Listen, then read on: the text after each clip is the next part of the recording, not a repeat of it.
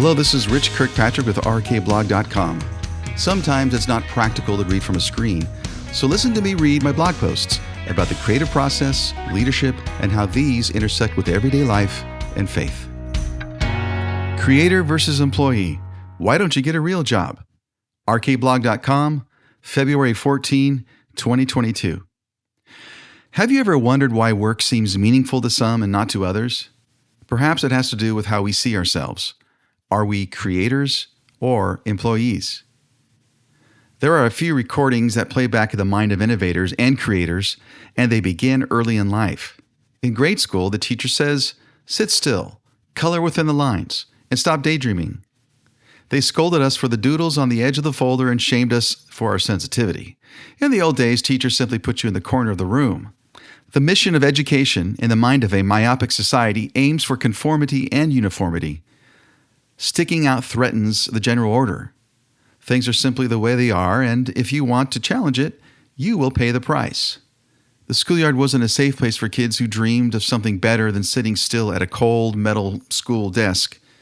Inside, there was always a voice saying, "There is more." As we get older, the recordings get a bit more sophisticated. "Richie, why don't you stop practicing the piano so much? You can't earn a living at it." Kids would play ball while I was inside, obsessed with mixolydian scales and syncopation. Then I arrive at music school. The piano teacher there tortured me with the most awful modern pieces ever composed. We were told that our worth depended on how perfectly we mimicked dead composers. The competition was fierce, and we were shown that Machiavellian schemes were necessary to occupy the seat of the diva, the maestro, or the star. But we wanted none of these in the first place. Later, we enter the workforce and realize it feels a lot like that cold metal desk from the third grade. Employees sit still. Creators doodle.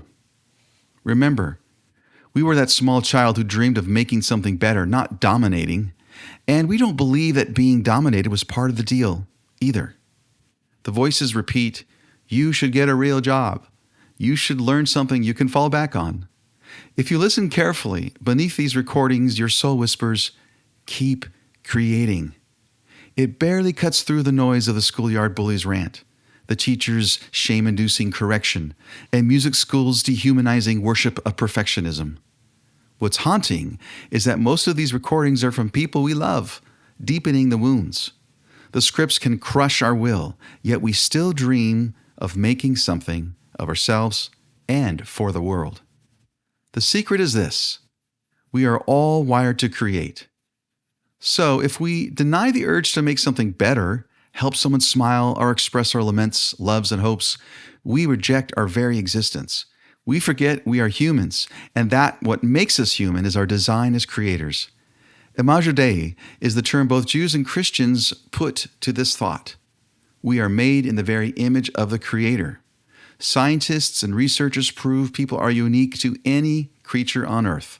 We create. Tolkien, the author of The Lord of the Rings, calls us sub-creators.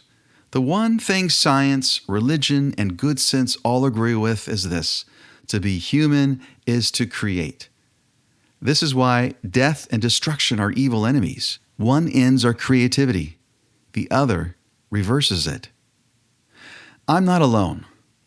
I'm pretty sure someone reading this or listening to this feels the tension between the get a real job voices and the desire to dream and create.